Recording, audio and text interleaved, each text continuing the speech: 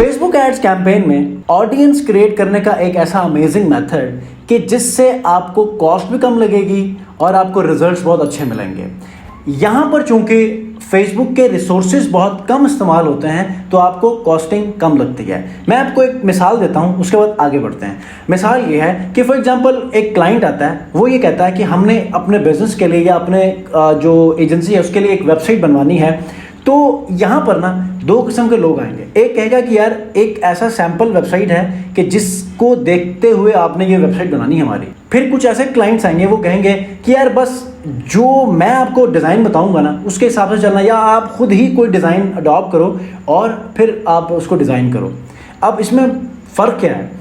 एक नया डिज़ाइन बनाने के लिए हमें टाइम भी लगेगा, सोचना भी पड़ेगा। एक सैंपल वेबसाइट हमें देगा ना तो हमारे लिए आसानी है, उसको देखते जाना है और हमने इस वेबसाइट को डिज़ाइन करते जाना है। ऐसे ही फेसबुक को हम कस्टमर लिस्ट देते हैं। कस्टमर लिस्ट से उसको फ़ायदा क्या होता है कि हम ये कहते हैं हमारे पास ये फाइल है, इसके अंदर मेरे पास इन लोगों की एज है, जेंडर है, नेम है, ईमेल्स हैं, फ़ोन नंबर्स हैं, कंट्री है।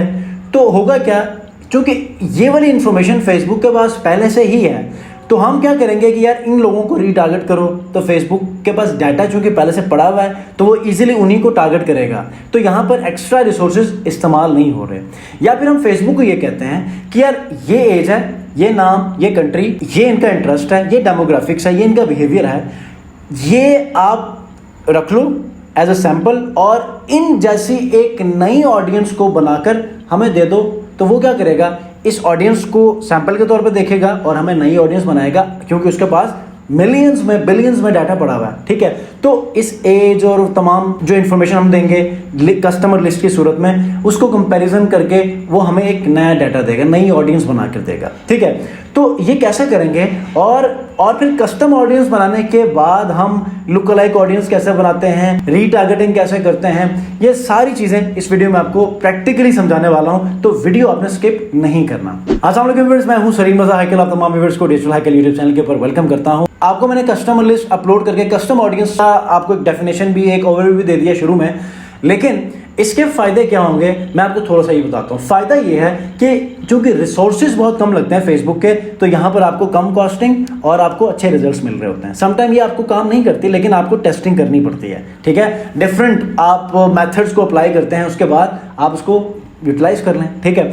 अब बहुत सारे ऐसे कंपनीज हैं कि जो लीड्स के ऊपर काम कर रही होती हैं, तो वो ये वाला काम करते हैं। बहुत सारी ऐसी जो ई कॉमर्स बिजनेसेस हैं, बहुत सारे ब्रांड्स हैं, वो इसके ऊपर काम करती हैं। वो अपने प्रीवियस क्लाइंट्स जिन्होंने चेकआउट किया होता है, जिन्होंने कोई प्रोडक्ट खरीदी हुई होती है, उनको रीटारगेट करते हैं किसी ऑफर के लिए, तो ये वाला कस्टमर लिस्ट अपलोड करते हैं। और या फिर किसी कैंपेन से वो क्या करते हैं, कस्टमर ऑडियंस बनाकर वो फिर उनको रीटारगेट करते हैं।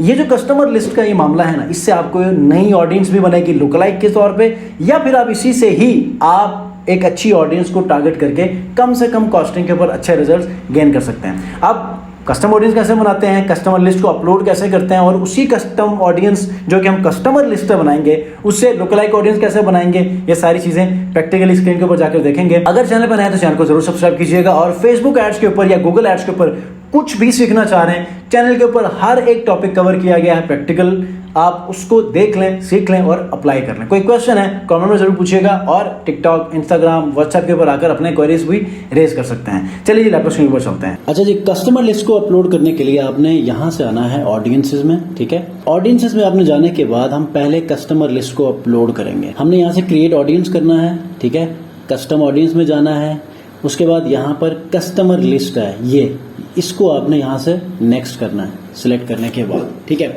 अब यहाँ पर ना आपके पास सबसे पहले तो कस्टमर लिस्ट होनी चाहिए। मैं जो आपको रेकमेंड करूंगा वो ये है कि जो फेसबुक की तरफ से एक टेम्पलेट दी गई है यहाँ पर, उसको आपने डाउनलोड करना है। डाउनलोड करेंगे तो फायदा ये होगा कि वो जो कॉलम फेसबुक रेकमेंड कर रहा है वही कॉलम्स ही हम उसमें इस्तेमाल कर सकते हैं। और साथ में वो जो आपके पास लिस्ट है लीड्स की या कस्टमर्स की, उनकी जो शीट है वो भी साथ में ओपन कर लीजिएगा, ताकि वहां से कॉपी पेस्ट करके यहाँ पर इंफॉर्मेशन को आप फिल इन करें। अच्छा जी, उसके बाद हमने क्या करना है, अच्छा कोशिश करें, मैं वो लीड शीट नहीं दिखाऊंगा, बस ये फेसबुक की तरफ से इसका टेम्पलेट है, उस टेम्पलेट को आपने फॉलो करना है। ठीक है, जो इन्फॉर्मेशन है उसको एज इट इज रखना है, जो नहीं है उसको आपने रिमूव करना है। ठीक है, अब मेरे पास चूंकि फेसबुक की अपनी ही लीड्स हैं तो मैं उनको यहाँ पर एंटर करूँ, जैसे ईमेल वाले कॉलम में ईमेल्स, फोन में फोन, और उसके बाद फर्स्ट नेम लास्ट नेम के अंदर ये, और कंट्री भी मैं यहाँ से एंटर करूंगा, मेरे पास कंट्री भी है, बाकी सारी चीजें ब्लैंक रखेंगे। तो मैं जल्दी से ये काम करके आपके पास फौरन से वापस आता हूँ। अच्छा जी, तो अब हमने क्या किया है कि शीट हमने प्रिपेयर कर ली है।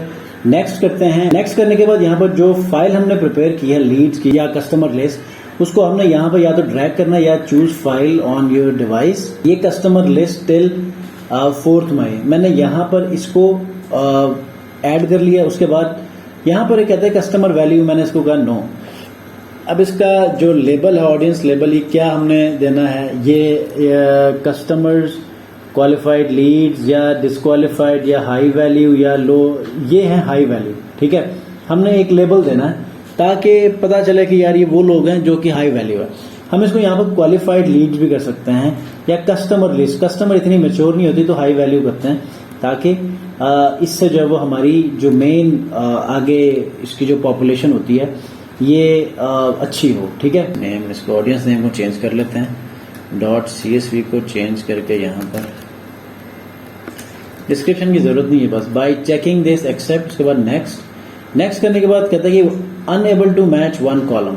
ठीक है, अब जो कॉलम ऐड नहीं हो रहा उसको हम साइड पे कर लेंगे। यहाँ पर कुछ मसले ये आ रहे हैं कि कुछ नंबर्स के पहले ना ये P लिखा हुआ है, तो ये P में भी की इस वजह से बाकी 3 जो हमारे मेन चीजें हैं वो मैप हो चुकी हैं। वो कौन कौन सी हैं, फर्स्ट नेम, कंट्री और हमारा ईमेल। जो मोबाइल नंबर के अंदर जो इश्यूज हैं वो हम देख लेते हैं।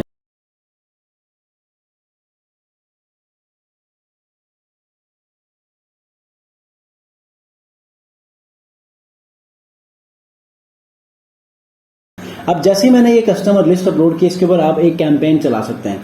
मैंने अपने रिक्वायरमेंट के हिसाब से यहाँ पर मैंने लुक लाइक ऑडियंस बनानी है। ठीक है, तो वो लुक लाइक ऑडियंस मैंने 1% बनानी है या 2%, तो मैं इसको यहाँ पर नहीं 1% ही बना लेता हूँ। उसके बाद कंट्री हम लोग यहाँ पर कर लेते हैं सिलेक्ट ऑडियंस लोकेशन, ये हम कर लेते हैं यूनाइटेड अरब एमिरेट्स। अब ये पॉपुलेटिंग, ये देखें ये हो रहा है। अब इसको आप जैसे ही ये जो है वो ऑडियंस प्रिपेयर होगी, आप इसके ऊपर अपनी कैंपेन्स को रन कर सकते हैं। अच्छा, एक और काम, कोई इशू नहीं है। अब आप लोग परेशान होंगे कि ये पॉपुलेटिंग हो रही है, नहीं, देखें हमारी कस्टमर लिस्ट जो हमारी कस्टमर ऑडियंस थी वो भी पॉपुलेट हो रही है, जो लुक लाइक ऑडियंस है वो भी पॉपुलेट हो रही है, लेकिन आप इसके ऊपर कैंपेन फौरन से रन कर सकते हैं। जी व्यूअर्स, तो आज की इस वीडियो में मैंने आपको कस्टमर लिस्ट को अपलोड करके उससे लुक लाइक कैसे बनाते हैं, इससे क्या बेनिफिट्स हासिल कर सकते हैं अपने एजेंसी के लीड्स के लिए, सेल्स के लिए, ई कॉमर्स में और डिफरेंट ग्रोथ के लिए, जो आप इस मेथड को अगर अप्लाई करना चाहते हैं तो राइट ऑडियंस को टारगेट करने के लिए customer list is very much important. अगर आपके पास है